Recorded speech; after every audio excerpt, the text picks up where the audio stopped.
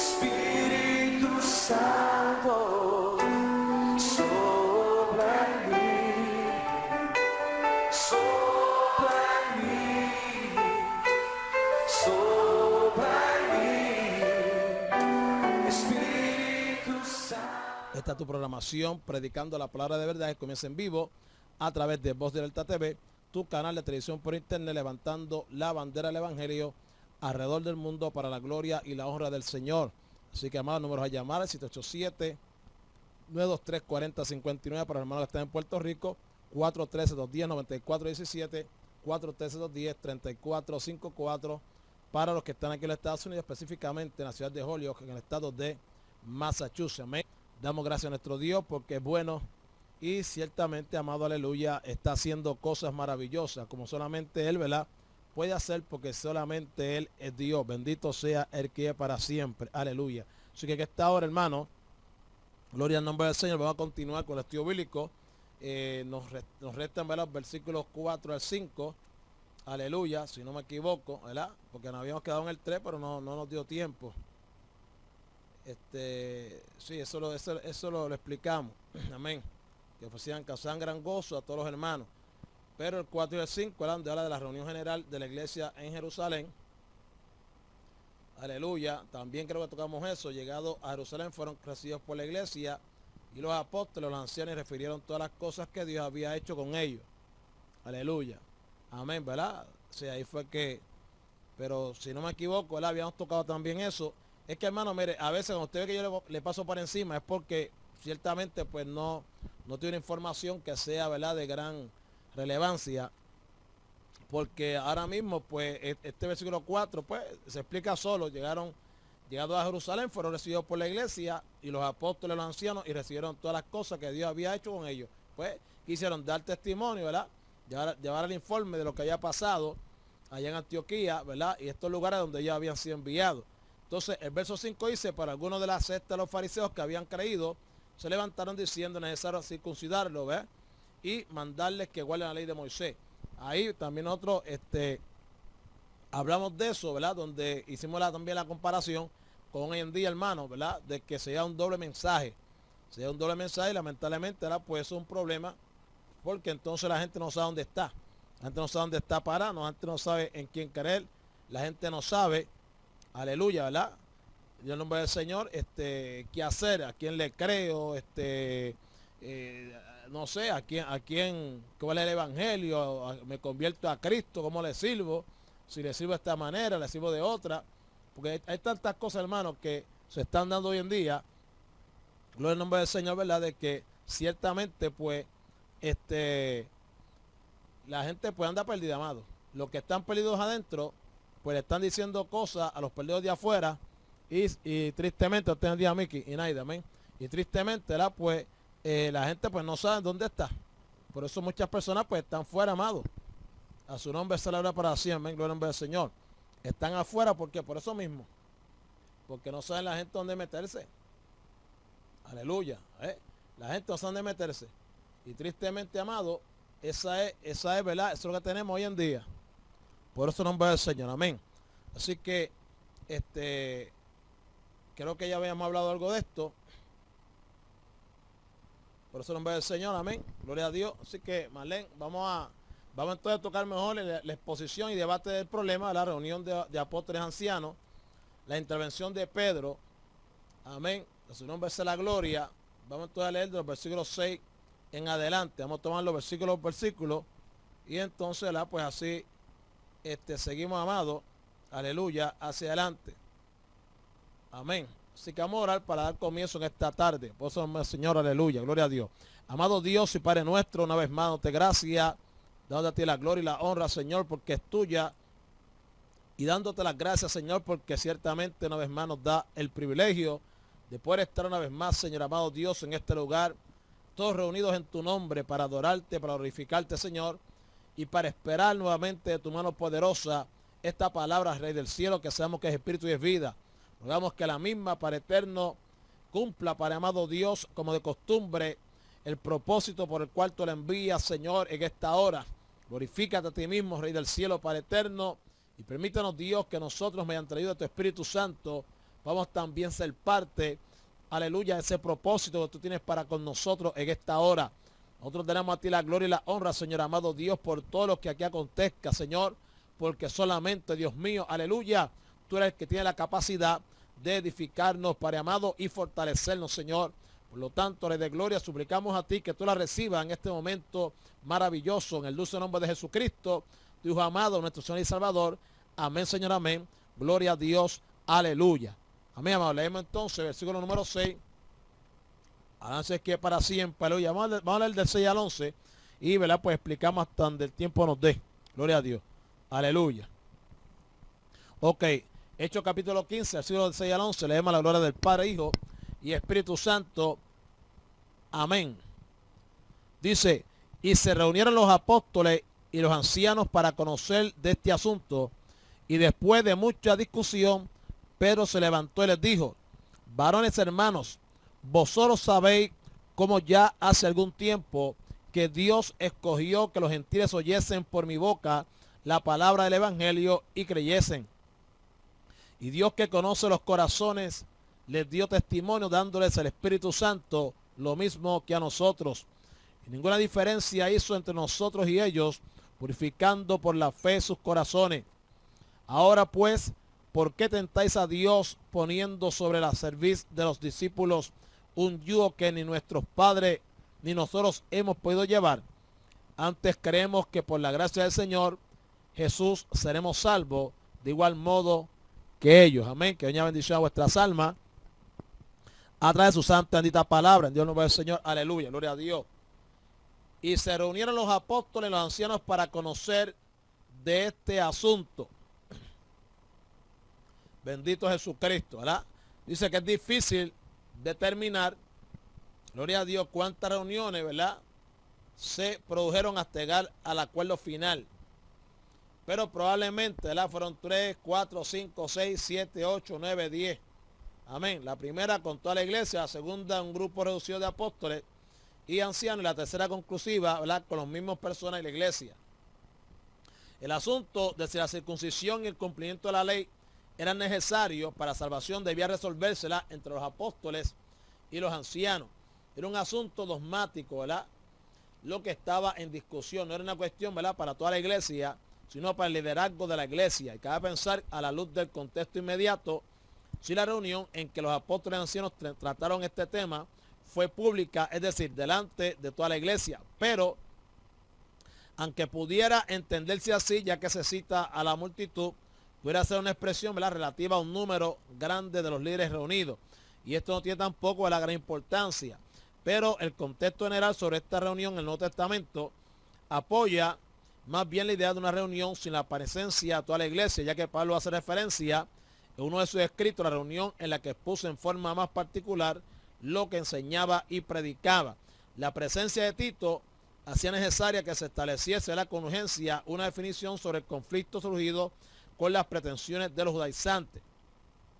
Verso 7, después de mucha discusión, ¿verdad?, Pedro se levantó y les dijo, varones hermanos, vosotros sabéis como ya algún tiempo que Dios cogió a los gentiles oyendo por mi boca la palabra del evangelio y creyesen. Amén. Por lo tanto, vemos aquí que la exigencia de los judaizantes había generado confrontación, ¿verdad?, en la congregación. Y según lo que se aprecia en el texto bíblico, también entre los ancianos de la iglesia. La figura de Santiago, un hombre altamente piadoso, ¿verdad?, que pasaba largas horas de oración y que según la tradición histórica vestía solo lino y nunca atrás de tejido mezclado, a quien se le permitía la entrada al santuario vedada a todo laico. A este se le llama entre los gentes, ¿verdad?, el justo, y también la defensa del pueblo.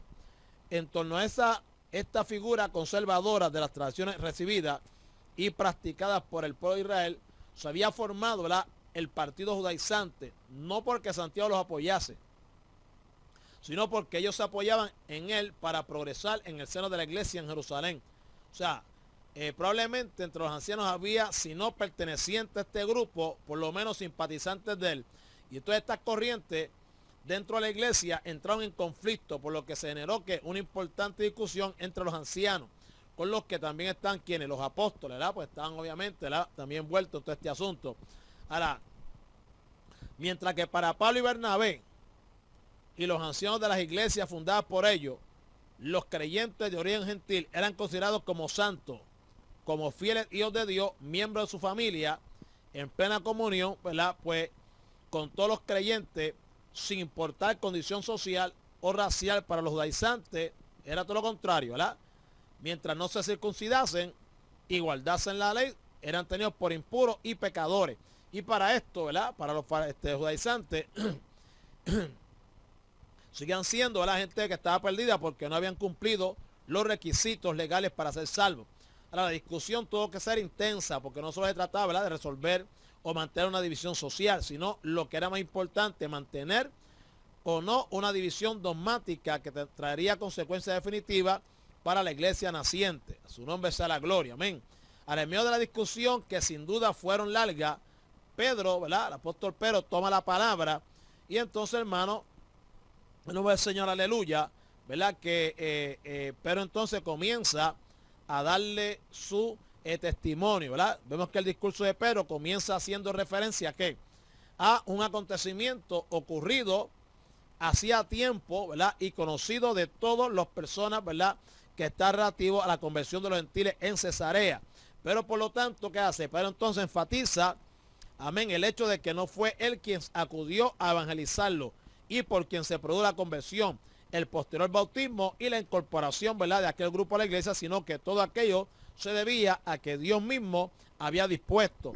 Por lo tanto, todo aquello había sido una manifestación clara, ¿verdad?, de la voluntad del Señor relativa a la incorporación de los gentiles en la iglesia. Él había sido, ¿verdad?, el apóstol Pedro, dando su testimonio, había sido solamente, ¿verdad?, escogido para aquella misión consistente en que por medio de él, literalmente por su boca, ¿verdad?, los gentiles recibiesen el mensaje de salvación proclamado, aleluya, en el evangelio de la gracia. Y el resultado de aquello había sido que la conversión de los gentiles que fueron recibidos en la iglesia sin ningún requisito. Ahora, nadie demandó de ellos ninguna cosa y no se les había, ¿verdad?, tampoco impuesto nada. La obligación de circuncidarse, ¿verdad?, y tampoco, amado, guardar la ley, con los del grupo fariseo están procurando establecer. El verso 8 dice, y Dios, que conoce los corazones, les dio testimonio dándoles el Espíritu Santo, lo mismo que a nosotros. Aleluya. O sea, vemos entonces que en aquella ocasión Dios dio una señal manifiesta, aleluya, de la aceptación de los gentiles convertidos a Cristo, dándoles ¿qué? Dándole el Espíritu Santo de la misma manera que se le había otorgado a los judíos en Pentecostés.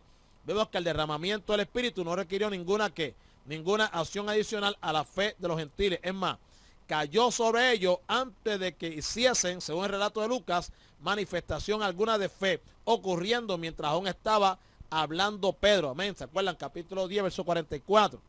Y el testimonio divino de la manifestación del Espíritu obedecía que Dios conocía los corazones. O sea, es una interesante, ¿verdad? Es un interesante título que se le da en el Nuevo Testamento, expresado en una sola palabra griega, que significa literalmente conocedor de corazones. O sea, el que conocía lo que había en el corazón de los oyentes del mensaje, testifica mediante el descenso del Espíritu sobre ellos la condición de creyente, al igual que la de los que se congregaban en Jerusalén. Lo que había sucedido con los gentiles en Cesarea, ¿verdad?, era lo que estaba ocurriendo ahora en las iglesias que se habían fundado como consecuencia del trabajo misionero de Pablo y Bernabé. Y todos los gentiles, ¿verdad?, que habían creído, pues obviamente, amados, se habían convertido, ¿verdad?, de los ídolos a Dios, como ocurría, ¿verdad?, en Cornelio y los de su casa. Por lo tanto, el testimonio divino, ¿verdad?, manifestaba que no había diferencia entre gentiles y judíos. Dios los consideraba iguales sin necesidad de ningún rito externo. La salvación es don de Dios, que eso lo hemos dicho aquí varias veces, que conoce la realidad de los corazones y da testimonio de la salvación de los gentiles creyentes. La propuesta judaizante va cayendo por su propio peso, puesto que si Dios dio a los gentiles el Espíritu, lo mismo que a los judíos, por el solo hecho de creer, decir que no podían ser salvos, ¿verdad?, a menos que se circuncidasen y guardasen la ley, era oponerse a lo que Dios había hecho y de lo que él mismo había dado testimonio. Bendito sea el que para siempre, aleluya, gloria a Dios. Entonces el verso 9 dice, y ninguna diferencia hizo entre nosotros y ellos, ¿verdad?, purificando por la fe sus corazones. Ese otro texto se explica por sí solo, amado. Dios no hizo ¿qué? Dios no hizo ningún tipo de diferencia, simplemente el propósito de Dios era que comenzar con Israel, pero obviamente añadir después, ¿verdad? De todas las naciones, de toda tribu, amén, aleluya, de todo pueblo, las vidas, ¿verdad? Para que entonces así Dios llevara a cabo, aleluya, la edificación, ¿verdad? De su pueblo, en este caso, ¿verdad? Llamado a la iglesia. Su nombre será gloria para siempre, gloria a Dios, aleluya. Y entonces, amado, el verso 10, pero les dice, ahora pues, ¿por qué tentáis a Dios poniendo sobre la cerviz de los discípulos un yugo que ni nuestros padres, nosotros hemos podido llevar? ¿Verdad? Ellos lo estaban hallando una cosa que no, ¿verdad? Iba conforme a lo que Dios había establecido. Por lo tanto, amado, veo que los que pretendían que los gentiles se circuncidasen y guardasen la ley están tentando a Dios al demandar algo que Dios no había establecido para ellos. Amén. Y aquello implicaba que Dios había cometido un error al recibir su condición alguna, ¿verdad? Sin condición alguna, a los que habían creído en casa de Cornelio. Amén. Todos los judaizantes se están negando a seguir lo que Dios había determinado para establecer entonces, ¿verdad?, sus propias determinaciones. Y Dios había establecido la justificación por la fe sin obras de la ley, de modo que cualquier intento de retornar a la ley y a las prácticas en ella, ¿verdad?, reguladas como condición para la salvación, era un acto de rebeldía contra Dios mismo. Su nombre sea la gloria. Amén. Veo, por lo tanto, siendo así, amado,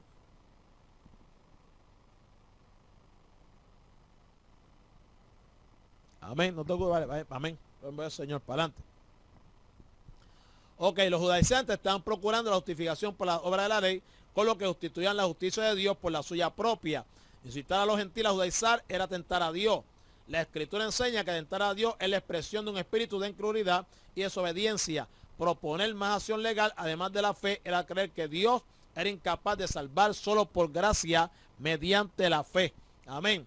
Entonces el verso 11 dice, antes creemos que por la gracia del Señor Jesús seremos salvos de igual modo que ellos. O sea, en otras palabras, ¿verdad? Entonces, pero les dice, nosotros creemos que así, ¿verdad?, que por la gracia del Señor Jesucristo, ¿verdad?, seremos salvos de igual modo que ellos. O sea, que el mismo método que Dios utilizó para con ellos, el mismo método que Dios, ¿verdad?, pues está utilizando para que también los gentiles, aleluya, vengan a ser parte, amén, del pueblo de Dios, vengan a ser, amén, pueblo de Dios, y van a ser también salvos mediante la justificación por la fe. Bendito sea el nombre de Jesús de Nazaret. Aleluya, gloria a Dios. El verso 12 dice, vemos entonces aquí el testimonio de Pablo y Bernabé.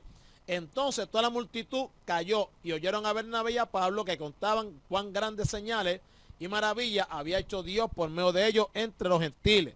¿Ve? Ellos aquí, pues lo mismo que Pedro, están testificando las cosas maravillosas, las cosas grandes que Dios, aleluya, había hecho. Vemos entonces que la multitud que hizo guardó silencio después de la intervención del apóstol Pedro.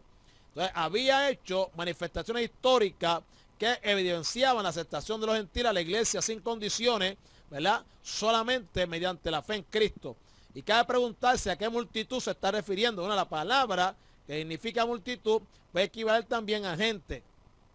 Amén. Simplemente, amado, la reunión en que tuvo lugar la intervención de Pedro era la limitada a apóstoles y ancianos, los que habían estado discutiendo sobre si se procedía o no exigir para los gentiles la circuncisión y las prácticas legales, guardando silencio, ¿verdad? Guardan silencio ante las palabras de Pedro para dar paso nuevamente a los misioneros que cuentan los prodigios y señales que Dios había hecho por medio de ellos en la evangelización de los gentiles. El primero en comenzar el relato de los hechos prodigiosos que Dios había hecho, obrado, ¿verdad?, que Dios había obrado, fue quien Bernabé. Y es natural que, yo repito, que él comenzara, puesto que era miembro de la iglesia en Jerusalén y había sido que ella quien la había enviado a Antioquía cuando se inició la formación de aquella iglesia. Luego interviene Pablo y ambos testificaron sobre lo que había ocurrido entre los gentiles. No era una argumentación teológica, sino el testimonio de dos testigos que servía para confirmar lo que Pedro había dicho. Y el énfasis, hermanito querido, ¿verdad?, aleluya, no está en lo que ellos habían hecho, sino en lo que Dios hizo por medio de ellos. Y volvemos otra vez a lo mismo. ¿Ve? Entonces toda la multitud cayó y oyeron a Bernabé y a Pablo que contaban cuán grandes señales y maravillas había hecho Dios por medio de ellos entre los gentiles, ¿verdad? Grandes maravillas que había hecho Dios. Ahí está el énfasis, amén. A su nombre sea la gloria. Por lo tanto, hermano, la extensión del evangelio, el crecimiento de la iglesia era obra de Dios, amén. Repito, la extensión del evangelio y el crecimiento de la iglesia era obra de Dios, amén. Por lo tanto, los gentiles debían ser admitidos sin otra cosa que su profesión de fe. En esto se estaba repitiendo lo que Pedro había tenido, ¿verdad?, que hacer cuando regresó de Cesarea, contar lo que Dios había hecho ante quienes pensaban que era necesario que los gentiles judaizaran para ser salvos. Al referirse a las señales y prodigios que Dios había hecho por medio de ellos, ponían delante, ¿verdad?, del concilio la evidencia, amén, clara y contundente de que él aprobaba la obra que habían realizado en su nombre. Bendecido sea el nombre de Jesús de Nazaret, aleluya, amén. Por lo tanto, dice que no hay, ¿verdad?, no hay evidencia firme de que la reunión había terminado, confirmando, ¿verdad?, la enseñanza de Pablo y Bernabé, y que solo quedaba establecer formalmente, ¿verdad?, un acuerdo escrito para hacerlo circular entre los gentiles. Ahora, el relato histórico que Pablo hace de esta ocasión en la epístola a los Gálatas hace referencia, ¿verdad?, a un encuentro más reducido y personal entre él y los que se consideraban como columnas de la iglesia, que eran Santiago, Pedro, ¿verdad?, y Juan. Con esto hablaría Pablo en forma más privada, tal vez en un intermedio, ¿verdad?, de las tensas horas de reunión de ancianos y apóstoles, o probablemente, ¿verdad?, al final del día. El asunto está, hermano, que después, ¿verdad?, de toda esta discusión, entonces el verso 13 dice, vemos la intervención de Jacobo, dice, y cuando ellos callaron, Jacobo respondió diciendo, varones hermanos, oídme. Amén. Verso 14 dice, Simón ha contado como Dios visitó por primera vez a los gentiles para tomar de ellos pueblo para su nombre. Amén. Y el 15 dice, y con esto concuerdan las palabras de los profetas como está escrito. Amén. Después de esto volveré y reedificaré el tabernáculo de David que está caído y repararé su ruina y lo volveré a levantar. Amén. O sea, en otras palabras, vemos que toda esta discusión, ¿verdad?, pues está llegando, aleluya, a un feliz término. Bendecido sea el que es para siempre. En gloria al nombre de Jesús. Aleluya. Jacob, ¿verdad?, pues había entendido de que las palabras que había hablado Bernabé, ¿verdad?, y Pablo también, ¿verdad?, pues iban a tono con lo que Pedro, a su nombre sea la gloria, aleluya. Te bendiga, Sara, amén, para adelante, gloria al nombre de Jesús. Te bendiga, hueca, para adelante y para el cielo, amén. Me gozo, amén, aleluya, de saber de ti. Poderoso Dios, aleluya, amén. Se cuida, gloria a Dios. Aleluya. Amén, amados. Ellos vieron cómo, ¿verdad?, pues concordaban estas palabras con el testimonio del apóstol Pedro, por su nombre del Señor, aleluya. Y entonces Jacob se da cuenta de que lo que está, ¿verdad?, trayendo ciertamente, amado, ¿verdad?, era algo que había sido profetizado, de que Dios, ¿verdad?, pues iba a reedificar, aleluya, el tabernáculo de David que está caído y repararé su ruina y lo volveré a levantar. Aleluya. Bueno, ¿qué significa esto? Bueno, escuche bien. La cita profética en apoyo de lo que acaba de afirmar es probablemente de Amós, donde se lee, en aquel día yo levantaré el tabernáculo caído de David y cerraré sus portillos y levantaré su ruina y lo edificaré como en el tiempo pasado, ¿verdad? Amós capítulo 9, versículo 11. Sin embargo, hay una notoria diferencia, ya que Santiago la inicia con después de esto. O sea, corresponde esta expresión a algo intencionado de Santiago simplemente para introducir luego la cita. Se produce en la incorporación de los gentiles perdón, a la iglesia el cumplimiento del pasaje profético. ¿Es un cumplimiento total o parcial? ¿Es una profecía alegórica o es literal? Y estas otras y muchas preguntas están siempre, ¿verdad?, en la mente del intérprete cuando se encuentra con esta cita y la aplicación que de ella hace Jacobo, ¿verdad? Intentar llegar a un consenso es tan difícil, amén, gloria que para siempre, aleluya, aquí como lo fue en el pasaje profético de Joel, utilizado por Pedro para explicar el descenso del Espíritu Santo y sus manifestaciones, amén. Por lo tanto, hermano, aleluya, eso yo se lo doy a usted de asignación para que usted busque, amén, ese versículo número 16, aleluya, y usted lo estudie. Bendito sea el que es para siempre. Gloria al nombre del Señor. Ok, amado. Entonces vemos claramente que Dios, ¿verdad?, pues hace, les dice, versículo 18, dice el Señor que hace conocer todo esto desde tiempos antiguos, lo que iba a pasar. El 19, por lo cual yo juzgo que no se inquiete a los gentiles que se convierten a Dios. Amén. Sino que se les escriba que se aparten de las contaminaciones de los ídolos, de fornicación, de ahogado y de sangre. Veamos, llegaron a un acuerdo, aleluya, en nombre del Señor, amén. Amén. Gloria a Dios, aleluya. Amén, para adelante. Bendito Jesucristo, amén. Entonces vemos, amado, ¿verdad? Que entonces se le instruye para que, por así decirlo, ¿verdad? Pues entonces los gentiles vivieran en santidad, ¿verdad? Conforme a la voluntad de Dios. Verso 21 dice, porque Moisés desde tiempo antiguo tiene en cada ciudad quien lo predique en las sinagogas donde es leído cada día de reposo. Amén. Entonces, ¿cuál es la resolución? Bueno, el acuerdo alcanzado. Verso 22 dice, entonces pareció bien a los apóstoles y a los ancianos con toda la iglesia elegir entre ellos varones y enviarlos a Antioquía con Pablo y Bernabé, a Judas, que tenía por sobrenombre Barsabá, y a Silas, varones principales entre los hermanos. Y entonces, y escribir por conducto de ellos, los apóstoles, los ancianos y los hermanos, a los hermanos de entre los gentiles que están en Antioquía, en Siria y en Cilicia, salud. Por cuanto hemos oído, ¿verdad? Estamos por el verso 24. Por cuanto hemos oído que algunos que han salido de nosotros, a los cuales nos dimos orden, os han inquietado con palabras, perturbando vuestras almas, mandando circuncidaros y guardar la ley.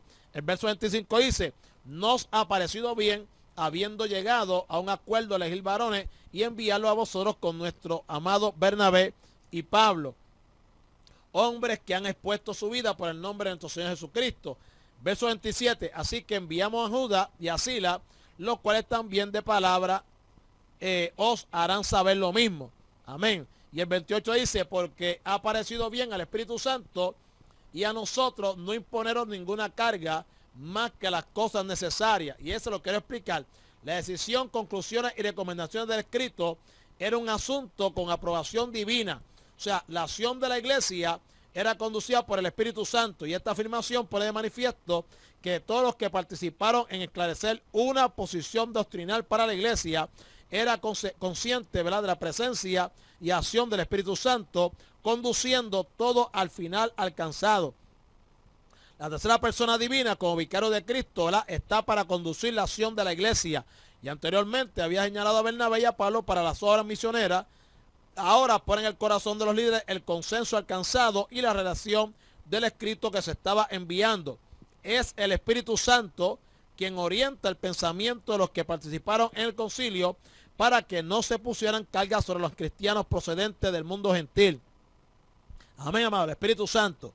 Tan solo se establecían unas normas de convivencia que facilitarían la relación entre muchos, es decir, entre mundos tan opuestos como los judíos y los gentiles. Aparentemente, las cargas afectan solo a los gentiles, ¿verdad? Aleluya, pero considerado más determinadamente, el acuerdo era también una carga para los judíos, recibir sin más a los gentiles y mantener vínculos de comunión hermanables con ellos. Trato que históricamente hablando, ¿verdad?, resultaba muy difícil de ser aceptado. Por lo tanto, hermanito querido, la acción del Espíritu condujo a todos, judíos y gentiles, al mantenimiento de la unidad, que es su acción en la formación del cuerpo de creyentes en Cristo. El triunfo no había sido de los creyentes que consideraron y aprobaron el acuerdo alcanzado, sino del Espíritu que condujo a la acción, ¿verdad?, de cada uno conforme a su propósito.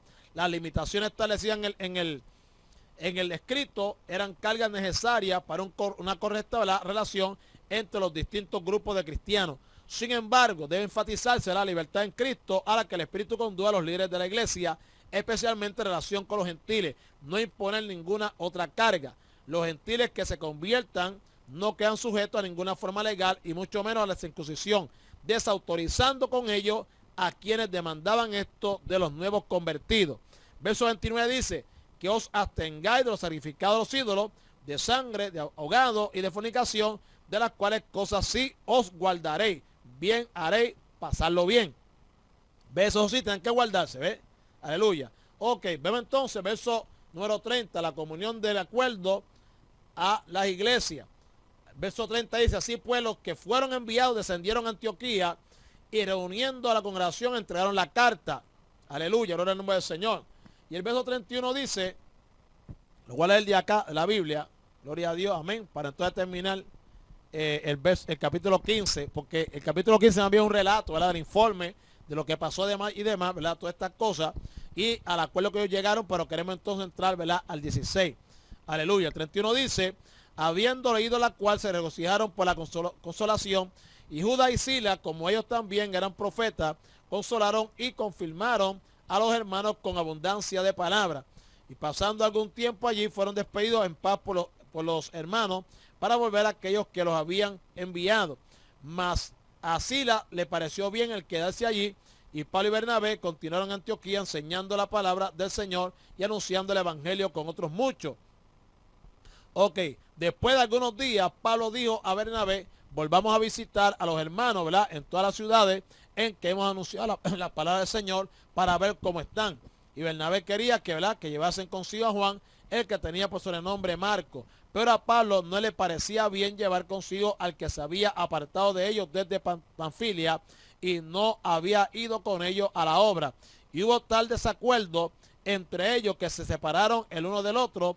Bernabé, tomando a Marco, navegó a Chipre, y Pablo, escogiendo a Silas, salió encomendado, ¿verdad?, por los hermanos a la gracia del Señor, y pasó por Siria y Cilicia, confirmando a las iglesias. Yo quiero, hermano, explicar, ¿verdad?, aleluya, esos versículos. Específicamente, ¿verdad?, el del 36 en adelante. Gloria al nombre del Señor, aleluya, amén. Ok, escuché bien. El verso 36. Algún tiempo después, ¿verdad?, de los acontecimientos relatados en el párrafo anterior, Pablo sintió la necesidad de volver al campo misionero. No había resentimiento alguno con Bernabé, su compañero del primer viaje y con quien había trabajado arduamente en la fundación de tantas iglesias en el campo de los gentiles. Con él había viajado a Jerusalén para la consulta del problema judaizante. Amén. Escuche bien. Es cierto, ¿verdad?, que tuvo una confrontación personal con él, como con Pedro y otros hermanos, a causa de su vacilación en cuanto a relaciones con los paganos cristianos. Pero todo aquello no disminuía, ¿verdad?, en nada la relación y comunión entre ambos. Pablo dialoga con Bernabé, presentándole un nuevo plan de viaje consistente en visitar las iglesias que habían establecido en el primer viaje misionero, saber cómo las iba, y sin duda, ¿verdad?, aunque el texto no lo dice, proseguir con el compromiso de la evangelización a los gentiles. El primer viaje misionero, hermano, fue establecido directamente por el Espíritu Santo. Este segundo estaba en el pensamiento de Pablo, pero en todo esto no dejaba de estar presente la acción poderosa del Espíritu de Dios que conducía los pensamientos del apóstol. Aquellos que debían ser visitados eran los creyentes, hermanos, que habían oído de ellos la palabra del Señor. El viaje los llevaría a visitar a todas las iglesias en cada ciudad. Nuevamente, la iglesia local está considerada en el pensamiento de Pablo como la iglesia en cada ciudad. No debía quedar ninguna de ellas sin visitar.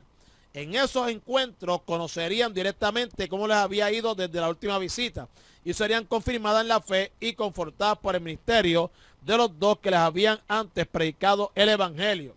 ¿Qué pasa? Entonces Bernabé quería llevar consigo a Juan, el que tenía por sobrenombre Marco. Amén. Entonces Bernabé, que es el hombre de la segunda oportunidad, su primo, o tal vez mejor su sobrino, que les había acompañado por el tiempo en el primer viaje misionero, había regresado a Jerusalén dejándolo solo en el campo de misión. Y aquel incidente no gustó en modo alguno a Pablo. Pero Bernabé era una persona llena, ¿verdad?, de amor por los hermanos, dispuesto siempre a considerar todas las cosas desde la perspectiva de la gracia. Él entendía que aquel joven llamado Juan Marco necesitaba, ¿verdad?, una nueva oportunidad al lado de los dos creyentes experimentados para una mejor preparación para la obra de Dios. Sin embargo, Bernabé conversó largamente con Juan Marco durante el tiempo que me dio entre el regreso del primer viaje misionero a Antioquía y el que ahora le proponía Pablo. Posiblemente estaba convencido de que Juan Marco había reflexionado largamente sobre aquello y estaba dispuesto, ¿verdad?, a un servicio comprometido con la obra del Señor y con el trabajo misionero. Lucas solamente dice que Bernabé quería llevar consigo, ¿verdad?, aleluya, como compañero de viaje con ellos a su sobrino Juan, al que se llamaba Marco. El verso 36-38 dice: pero a Pablo no le parecía bien llevar consigo al que se había apartado de ellos desde Panfilia y no había ido con ellos a la obra. O sea, ¿por qué quiero explicar esto, hermano? Escuche bien. El texto griego es muy intenso y determinante. El apóstol Pablo no consideraba oportuno o también correcto y apropiado llevar con ellos a quien había, dice literalmente, a quien había desertado. O sea, Juan Marcos se había apartado de ellos desde Panfilia en su primer viaje misionero. Sin duda, como se iba a hablar, se ha considerado antes, Pablo tenía razones personales firmes para mantenerse en esta posición, pero no menos razones espirituales podía aportar Bernabé para dar una segunda oportunidad a Juan Marcos. Pablo se había formado, ¿verdad? Aleluya, un alto concepto de la responsabilidad que la misión a la que el Espíritu le había llamado demandaba de él. El equipo misionero necesitaba una absoluta abnegación para llevar a cabo la tarea y solo personas que habían probado esa condición debían acompañarlo en esa nueva expedición. Juan Marcos no era para él digno de crédito y por tanto insistió en la negativa de llevarlo consigo. Amén. ¿Qué pasó? Bueno, entonces el verso 39 dice que hubo tal desacuerdo entre ellos que se separaron el uno del otro. Bernabé, tomando a Marcos, navegó a Chipre. Amén. Entonces Pablo cogió a Silas, aleluya, lo que para siempre, y entonces, ¿verdad?, continuó lo que él iba a hacer. Ahora, ¿qué pasa? Lucas relata el incidente entre los dos amigos y hermanos en una forma suave, sin dejar de, ¿verdad?, de resaltar que las posiciones encontradas de ambos los condujeron a una verdadera disputa. El sustantivo que utiliza es muy fuerte, equivalente directo a nuestro término paroxismo, que aquí indica un salirse fuera de control. O sea, discutieron fuerte. Amén. Presentando, aleluya, aquí una fuerte excitación de ánimo, ¿verdad? Una fuerte excitación de ánimo. Y es sorprendente que esto ocurra con un hombre como Bernabé, que es conocido por todos como el hijo de consolación. Pero este que había ayudado y animado a tanto, amén, con amor y mansedumbre, también discutió acaloradamente con su amigo y compañero de ministerio, Pablo, el que quería dar ocasión a su primo Juan Marcos para que rectificara con hecho lo que había sido un abandono de su compañerismo de ministerio, de su compañero de ministerio. No había posibilidad de concordia entre los dos. Pablo y Bernabé mantuvieron radicalmente sus posturas. Posiblemente, ¿verdad?, la severidad del apóstol se manifiesta más enfáticamente aquí. Pero nadie puede juzgar las intenciones de ambos, que sin duda eran honestamente buenas. Podría preguntársela, viendo los acontecimientos futuros, si Pablo no juzgó con demasiada dureza a Juan Marcos, y en otras palabras, el que había abandonado antes tenía las cualidades necesarias para servir al Señor en su obra, pero Pablo no estaba convencido de ello. Cualquier posición que se tome ante aquel conflicto no debe de ser una posición meramente humana. Pero hermano, fíjese, mira lo que está diciendo, cualquier posición que se tome ante aquel conflicto no debe ser una posición meramente humana. Amén. ¿Qué sucede? El final del incidente no puede ser más penoso. Amén. Humanamente hablando, los dos grandes hombres de Dios, misioneros llamados a la evangelización por el Espíritu Santo, compañeros de servicio en la iglesia en Antioquía, defensores de la verdad de la salvación por gracia, se separan. Alaba. Hello. Es más, la separación no afectó solo a los dos, sino a todos los hermanos que estaban vinculados con ellos en el programa misionero. El pronombre recíproco, amén, en plural así lo dice. Bernabé con Juan Marcos navega hacia Chipre, la tierra que él conocía bien. Ahí se había evangelizado en el primer viaje misionero y allí había mucho que hacer en la consolidación y extensión de la obra. ¿Estaba la iglesia en Antioquía conforme con esta etapa de misión que emprendía Bernabé? Lucas guarda silencio sobre todo esto, amén. Ahora, es cierto que Bernabé había sido encomendado a la obra por esta iglesia debido al llamamiento que el Espíritu les comunicó en su día. Pero no dice, ¿verdad?, no se dice ahora que también fueron encomendados a la iglesia, o a la gracia, mejor dicho, en esta ocasión, como se dirá de Pablo en el versículo siguiente. Es muy posible que la iglesia también hiciera una despedida de encomendación a Bernabé y a Juan Marcos, pero Lucas no lo dice, tan solo hace referencia a que los dos salieron para Chipre. Ahora, mira hermano, ustedes saben cómo son las cosas. Y esto es bueno que nosotros lo estudiemos, porque nosotros pensamos, amados, que Pedro, Pablo, Bernabé, Esteban, Felipe, son mejores que nosotros. Se nos olvida que el que hace la obra es Dios a través de ellos. Y que Dios está llevando a cabo su propósito. Hermano, hello, ante Dios ni Pablo, ni Pedro, ni Bernabé, ni Juan Marcos, ni Esteban, ni Felipe, ni Jacobo son mejores que nosotros. Hello. Nosotros no somos mejores que ellos, pero ellos tampoco son mejores que nosotros. Amén, ante Dios. ¿Qué pasa? Mire lo que pasa aquí. Pablo, un hombre de Dios, y Bernabé, un hombre de Dios. Entonces entra un desacuerdo, discuten acaloradamente, según la palabra que utiliza, ¿verdad? El verbo en griego, acaloradamente, una discusión fuerte. Él quería llevarse a Bernabé, a Juan Marco, y Pablo no. Porque Pablo dice, ¿verdad? Pablo, está bien que le dé la oportunidad, ¿verdad? Quería darle la oportunidad, ¿verdad? Para que entonces pudiera enmendar, ¿verdad? Lo que hizo en la primera ocasión. Pero Pablo dice, no, este hombre, fíjate eso. Ya este no abandonó la primera vez. Este no tiene material para esto. Yo necesito gente que realmente vaya a hacer las cosas, ¿verdad? Con Dios, con negación. Que, ¿sabes? Como decía nosotros acá, gente de metan mano. A pasearnos, alaba. ¿Ves? ¿Se fija? A su nombre sea la gloria para siempre. Y lamentablemente, hermano, ¿verdad? Pues vemos aquí, esto es lo que ocurrió aquí. Se separaron. ¿Ves? Entonces, gente llena del Espíritu. Hello. ¿Ves? Donde el Espíritu Santo, aleluya, ¿verdad? Pues no trae división, trae unidad. A su nombre sea la gloria para siempre. ¿Ves? Entonces, ¿qué pasó aquí, hermano? ¿Se iría Bernabé y Pablo a la carne? Hello.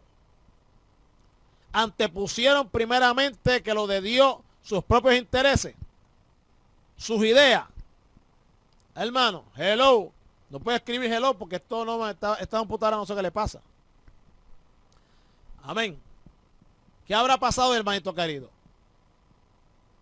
Antepusieron sus propios intereses, sus ideas, sus criterios antes que Dios mismo. Antes de la obra de Dios.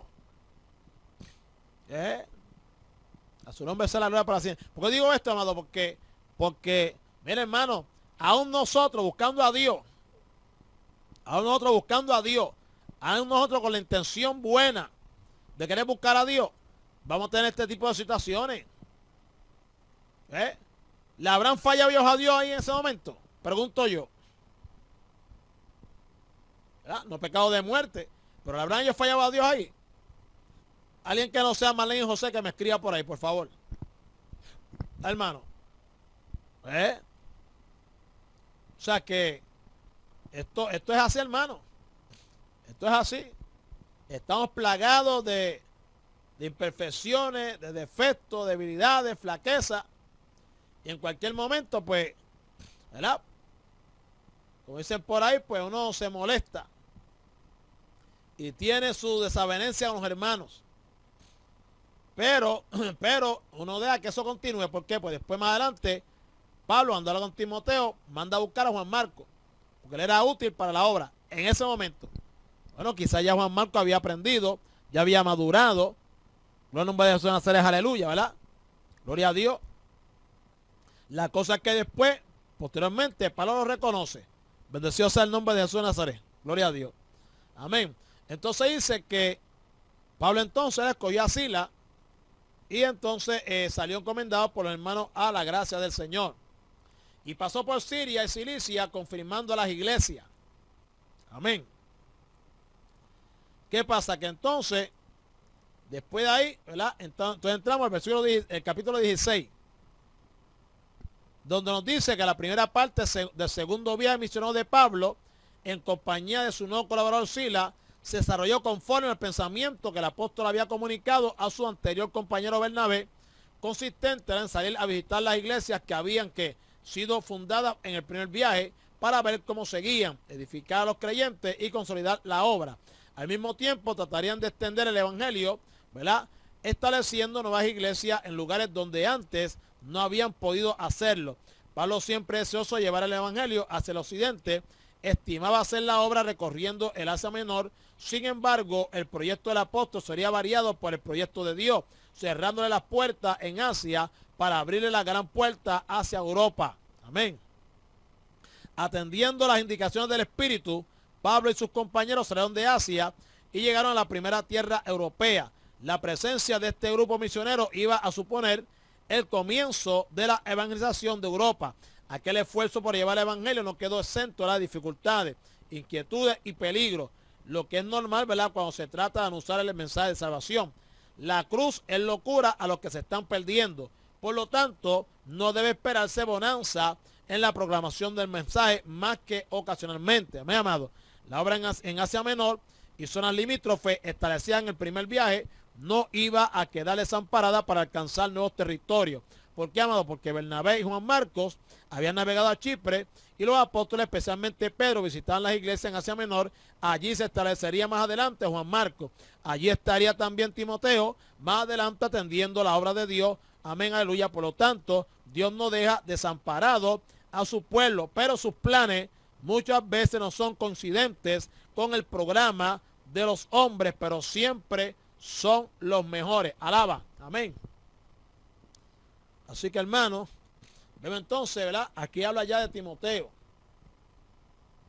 Después que llegó a Derbe y a Listra, y aquí había allí cierto discípulo llamado Timoteo, hijo de una mujer judía creyente, pero de padre griego. Gloria al nombre de Jesús, aleluya. ¿Qué hora es? Yo voy a tener que hablarlo aquí, hermano. Voy a tener que hablar en el capítulo 16.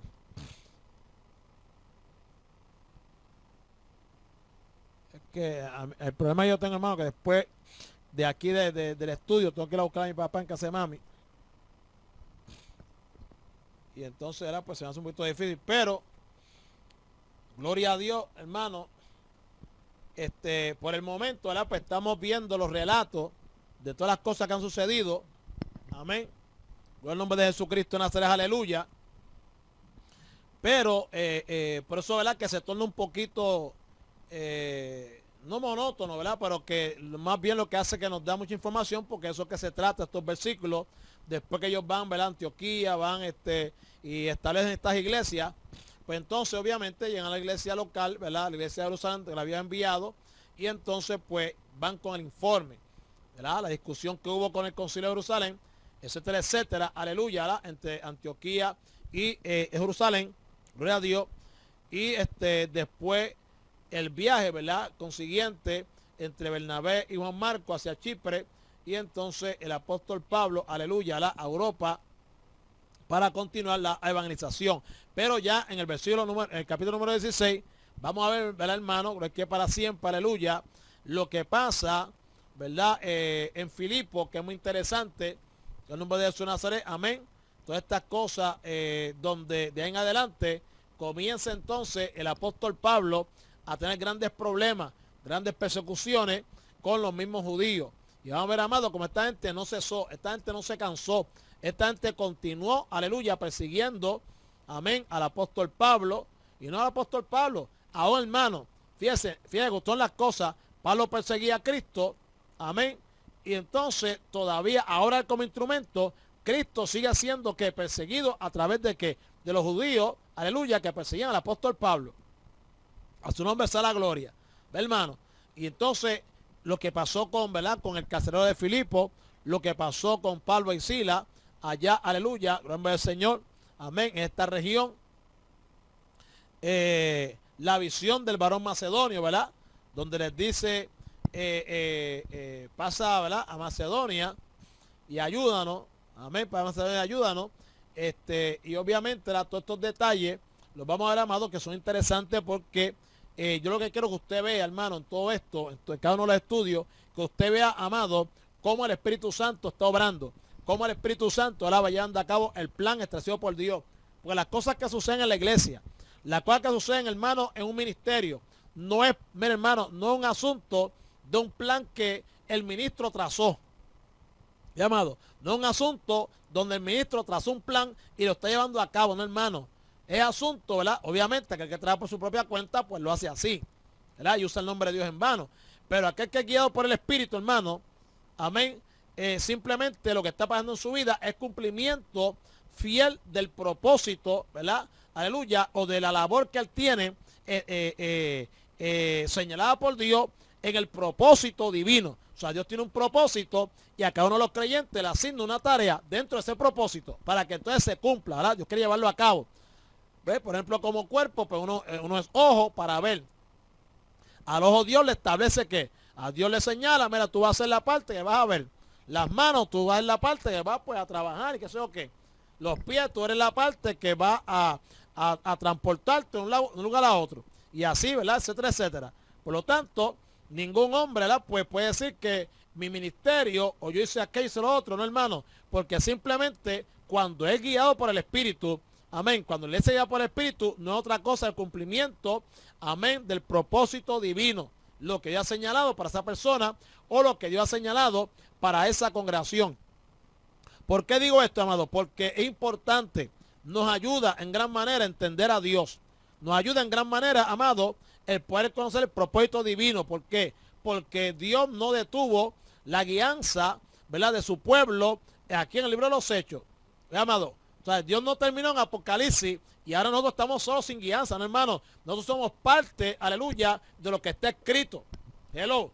En nosotros como iglesia, en este pleno siglo XXI, se van cumpliendo muchas de las cosas que aquí están escritas. Hello, se oye. ¿Ve? Fíjate, amado. ¿Ve? Entonces, pues nosotros tenemos que conocer, amado, lo que Dios, aleluya, se ha propuesto hacer. Por eso es que es importante, ¿verdad?, este conocimiento, porque, hermano, nos quita a nosotros muchas, pero muchas cosas que realmente no están siendo de ayuda para que nosotros podamos, ¿verdad?, realmente pararnos en el lugar donde Dios nos ha puesto, en el lugar donde Dios, ¿verdad?, nos necesita. Es importante entender, amado, aleluya, lo que somos nosotros como ministros, como hombres y mujeres de Dios, aleluya, como iglesia. O sea, ¿cuál es el sentido de la iglesia? Amén. Pero desde la perspectiva de Dios. ¿Cuál es la función de la iglesia? Pero desde la perspectiva de Dios. ¿Ve, amado? ¿Cuál es la labor de un siervo? Amén, aleluya, desde la perspectiva de Dios. ¿Ve? ¿Qué es salvación, hermano?